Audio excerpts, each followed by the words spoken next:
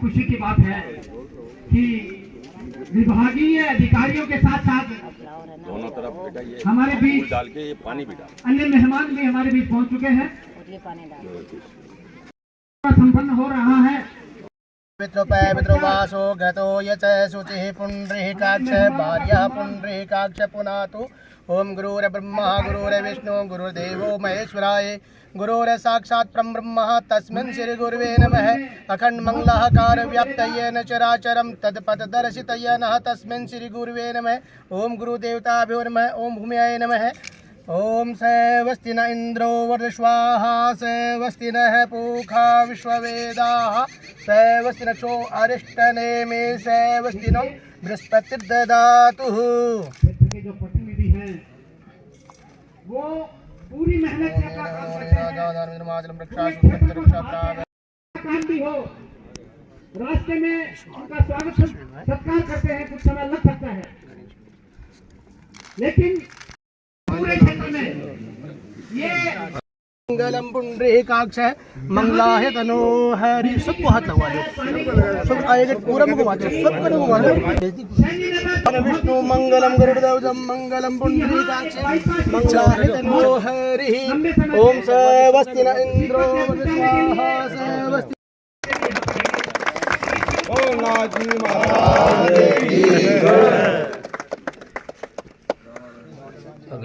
ओम शांताकारं बुद्धशयनं पद्मनाभं सुरेश्वरी विश्वाधारं गगनशमेघवर्णं शुभांगं लक्ष्मीकान्तं कमलनयनं योगिर्वन्दे विश्वसर्वलोकनाथं। ओम विष्णुवे नमः। ओम पत्याय नमः। भूमाय नमः। आओ जोरदार तालियां बजाइए।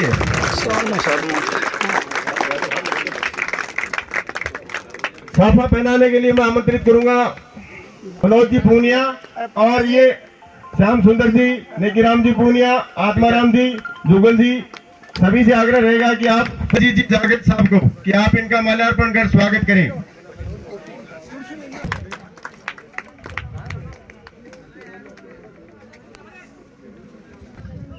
अगले अतिथि के रूप में मैं करें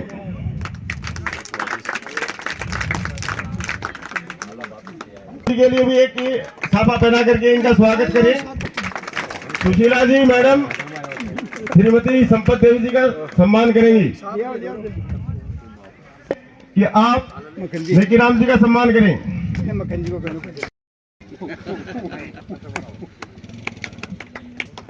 सोनू जी से आग्रह रहेगा कि आप माल्यार्पण के लिए बाबूलाल जी ग्रामीण मंडल का माल्यार्पण कर स्वागत करें। और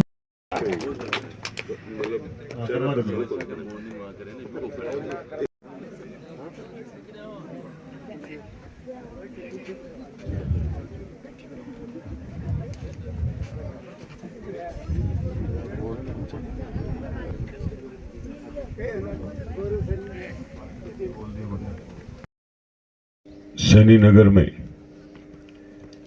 सबसे बड़ा हर्ष का विषय तो यह है कि 2 करोड़ और 20 लाख रुपए इन बच्चों के उज्जवल भविष्य के लिए सरकार ने, भजनलाल जी की सरकार ने संस्था के माध्यम से ये काम किया जा रहा है। मैं इस कार्यक्रम में मंच पर विराजमान ग्रामीण क्षेत्र के मंडल अध्यक्ष आदरणीय बाबूलाल जी सैनी, कार्यक्रम की अध्यक्षता कर रहे नवलगढ़ ब्लॉक के मुखिया आत्माराम जी और एसीबीओ कुलदीप जी पूनिया साहब, सैनी समाज के अध्यक्ष आदरणीय मक्खन जी भाई साहब और यहाँ की सरपंच साहिबा संपत देवी और इनके पतिदेव राजकुमार जी, पूर्व चेयरमैन जुगल जी भाई साहब, बाबूलाल जी, कालेर साहब, यहाँ के प्रिंसिपल साहब और आसपास से पधारे हुए सभी बड़े बुजुर्ग नौजवान साथी, मातृशक्ति, प्यारे बच्चों और ताऊजी, बार बार थे कह रहा, सिरपाल जी भाई साहब समाज के पूर्व अध्यक्ष भी विराजमान है, समाज के प्रमुख लोग बैठे हैं, और सोनू जी, सारे युवा साथी, विजेंद्र जी, ये जो शुभ अवसर है इसके लिए खूब शानदार मेहनत करने के लिए मैं श्याम जी भाई साहब को खूब खूब प्रणाम करता हूं कि आपने खूब अच्छा कार्य किया है। और इस कार्यक्रम के लिए काफी लोग अपना समय, कीमती समय निकालकर दूर दूर से सिरपाल जी जैसे भाई साहब भी आते हैं। ये हम सब इन बच्चों के लिए, आने वाले जो पीढ़ी है उसके उज्जवल भविष्य के लिए हम जो प्रयास कर रहे हैं, सरकार कब क्या देती है, सिर्फ लेने वाले की ताकत चाहिए। लेने की इच्छा ही नहीं रखता हो, सरकार से लाने का प्रयास ही नहीं करते हो, तो कहां से मिलेगा। ये नवलगढ़ विधानसभा का तीसरा विद्यालय है, कोलसा बिरोल के बाद सबसे बड़ा बजट मिला है चौकीदारों की ढाणी में। और ये देखिए, राजस्थान की लोकप्रिय सरकार भजनलाल जी की सरकार का पिछले समय से काफी समय से ये देख रहे हैं कि जहां भी बिल्डिंग कमजोर है, कहीं भी वहां कक्ष की कोई कमी है, हालात बिल्डिंगों की खराब है विद्यालयों की, तो भजनलाल जी ने निश्चित रूप से सबसे पहला काम यही किया है कि ज्यादा से ज्यादा बजट शिक्षा के क्षेत्र में बच्चों के उज्जवल भविष्य के लिए हम लगाएं। पर मैं सम्मानित मंच और मंच के साथ जो बैठे हैं, सामने विराजमान है, उन सबको कहना चाहूंगा कि ये जो बजट आया है, आप सबकी देखरेख में अच्छा सा गुणवत्तापूर्वक काम हो, भ्रष्टाचार नहीं हो, आपके हाथों से अच्छा काम हो, तो पहली जिम्मेदारी आप सबकी बनती है। हम काम होने के पूर्ण के बाद जब देखने आते हैं तो कहते हैं साहब ठेकेदार ने ये कमी छोड़ दी, अब ये कमी आपकी रहेगी, कोई नहीं सुनेगा। एक तो कड़वी बात ये है, सही कह रहा हूं ना। दूसरा, विभाग के यहाँ शमशा के जैन पधारे हैं, मैं आप सबसे भी कहूंगा कि आपको अच्छे तरीके से ध्यानपूर्वक काम करवाना चाहिए। जो परंपरा पड़ी है पहले की, वो नवलगढ़ में नहीं चलेगी।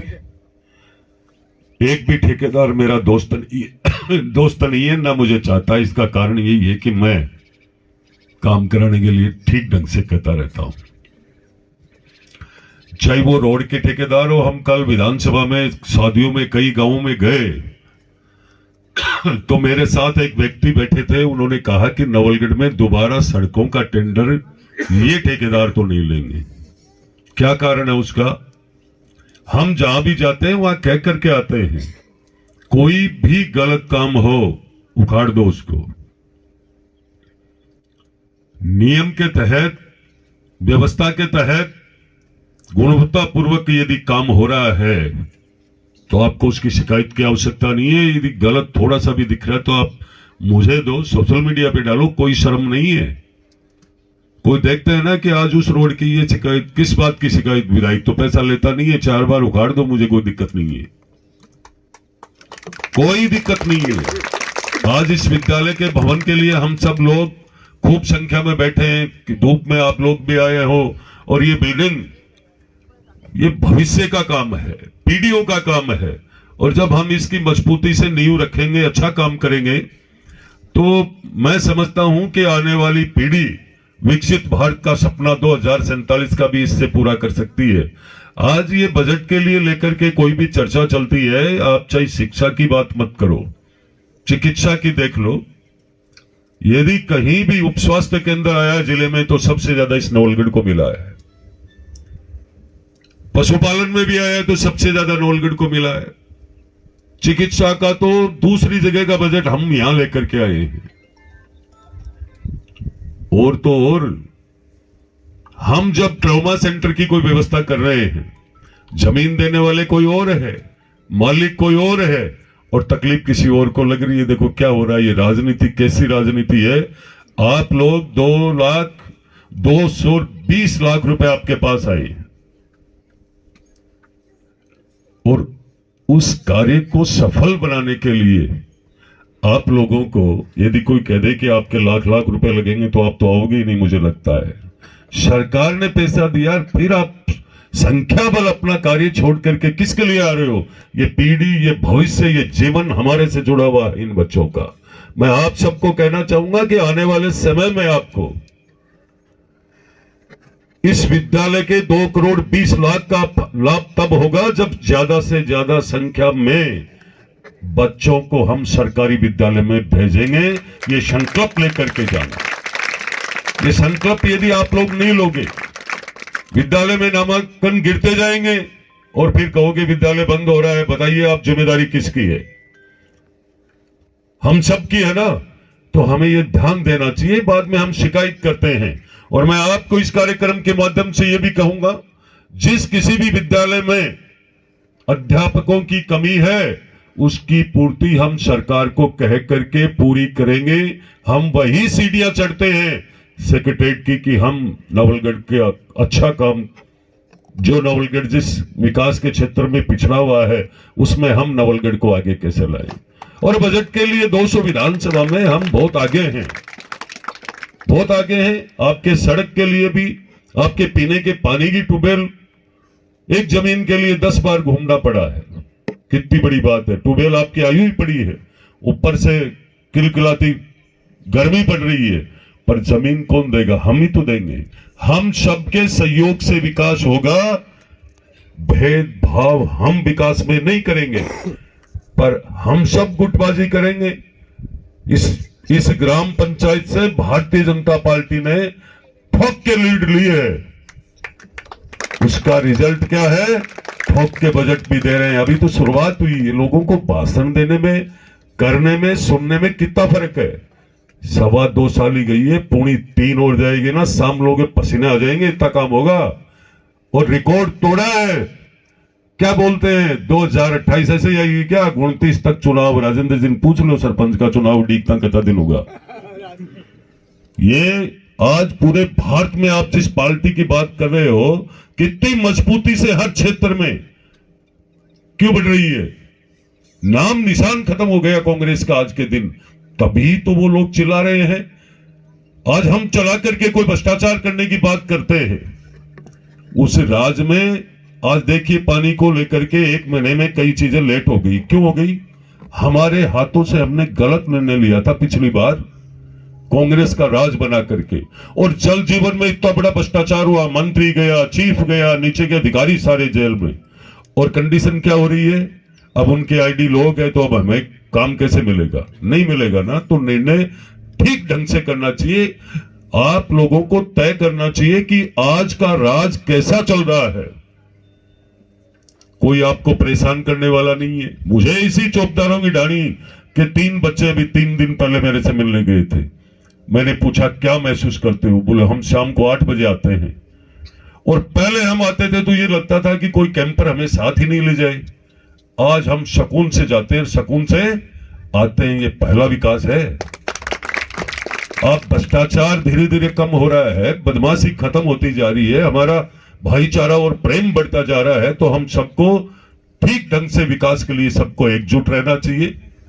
फालतू के पेच लड़ाने से विकास नहीं होता है, नुकसान होता है। ये मेरी हर बात को आप ढंग से अच्छे से सोचना चाहिए। और मैं इसी माध्यम से पूरे मंच को प्रणाम नमस्कार करते हुए ये कहना चाहूंगा कि ये मंच अपना कितना कीमती समय निकाल करके आता है। यदि सारे लोग ये सोच ले कि हो जाएगी बिल्डिंग बन जाएगी, मैं कौन समझूं कि बिल्डिंग यहां बन जाएगी।